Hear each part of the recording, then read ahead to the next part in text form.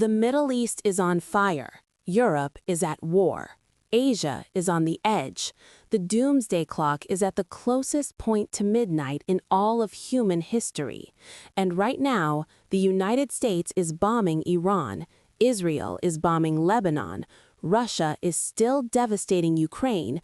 And China is watching Taiwan with its finger on the trigger. So let's stop dancing around the question that hundreds of millions of people around the world are typing into their phones right now. Has World War III already begun? The answer is not simple, but the evidence, the data, the expert analysis, and the cold hard facts on the ground paint a picture that every single American needs to see clearly. Here is what is not being said loudly enough on mainstream news. World War III, if it is happening, will not begin with a formal declaration. It will not begin with a single dramatic event. It will begin exactly the way it is beginning right now. Multiple regional conflicts erupting simultaneously, pulling in more countries, more weapons, more alliances, and more miscalculations until the entire global system cannot contain it any longer. Look at what is happening simultaneously on the ground right now. The United States and Israel launched Operation Epic Fury against Iran on February 28, 2026. Iran's supreme leader was killed. Iran retaliated with massive missile and drone strikes, hitting targets in Israel, Bahrain, Saudi Arabia, Qatar, the UAE, and Iraq. American troops are dead. The Strait of Hormuz is under threat. The entire Middle East is in flames.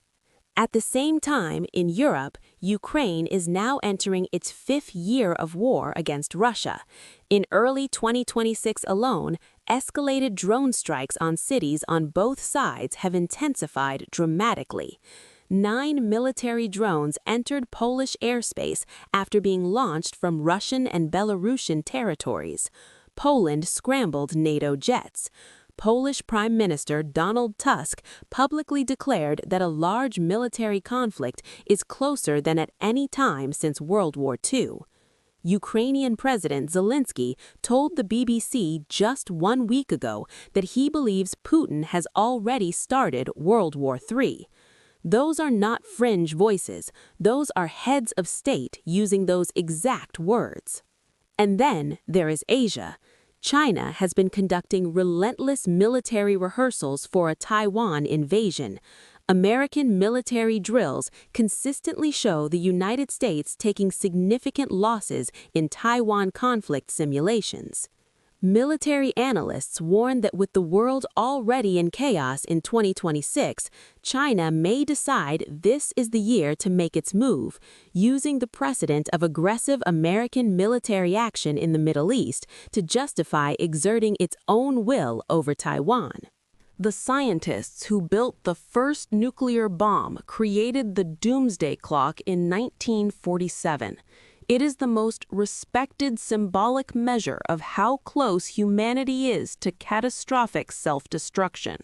In January 2026, even before Operation Epic Fury, the Bulletin of Atomic Scientists moved the clock to 89 seconds to midnight.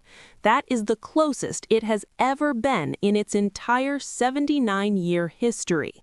They cited the war in Ukraine and Russian nuclear threats, the U.S.-Israeli strikes on Iranian nuclear facilities in 2025, the India-Pakistan military confrontation in May 2025, and the complete collapse of nuclear arms control frameworks globally. Experts from institutions like the Rand Corporation, Chatham House, and Brookings placed the risk of a global conflict in 2026 at 20 to 30% before Operation Epic Fury even launched. That number has almost certainly risen since. Think about that, a 1 in 3 chance of World War III breaking out. That is not a conspiracy theory. That is a sober assessment from the most respected geopolitical research institutions on Earth. Here is what makes 2026 uniquely terrifying compared to any other period of global tension in modern history. It is not just one crisis. It is a convergence of multiple crises hitting simultaneously: military, economic, technological, and political, in a world where the institutions designed to prevent global war are weaker than they have ever been.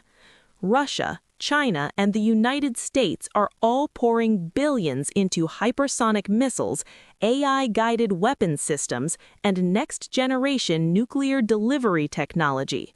North Korea continues testing long-range ballistic missiles. Russia has issued repeated nuclear threats over Ukraine. Pakistan maintains a nuclear first-use policy. China is rapidly expanding its nuclear arsenal. The United States and Russia, who together control over 90% of all nuclear weapons on Earth, have no active arms control agreement. The New START treaty has expired. There are no replacement negotiations, no active communication channels on nuclear risk reduction between Washington and Moscow. And then there is cyber warfare, the invisible battlefield that most Americans do not think about, but that could bring this country to its knees without a single bomb being dropped. State-sponsored cyber attacks on infrastructure, power grids, satellites, and financial systems are already happening at scale. A major cyber strike that takes down America's power grid or financial system could be as devastating as a physical military attack, and it would be almost impossible to attribute with certainty, making retaliation decisions exponentially more dangerous. Russian Security Council Deputy Chairman Dmitry Medvedev has publicly stated that conflict with the West cannot be completely ruled out. That is the number 2 figure in the Russian government openly acknowledging that direct war with America is possible. The hardened attitudes in Moscow right now are unlike anything seen since the Cold War. Here is the mechanism that turned regional conflicts into both World War I and World War II: alliance chains. One country attacks another. A third country, bound by treaty, is pulled in. A fourth country responds to the third. Within weeks, a regional dispute becomes a global catastrophe. That same mechanism is fully active right now in 2026. The United States is in NATO, meaning an attack on any NATO member triggers Article 5 and obligates American military response. Russia has a defense pact with North Korea. Iran is backed by a network of proxy forces across Lebanon, Syria, Iraq, and Yemen. China and Russia have deepened their strategic partnership. If Iran retaliates against a Gulf state that hosts American troops, and American troops are killed, and America escalates further, and Hezbollah opens a full front in Lebanon, and Russia uses the distraction to push harder in Ukraine and accidentally strikes a NATO member, the alliance chains could activate faster than any diplomat can stop them. Americans need to understand that a third world war in 2026 would not look like 1939 or 1945. There would be no single front line, no declared battlefields. The war would be fought simultaneously in the physical world and the digital world. Cyber attacks could shut down the American power grid.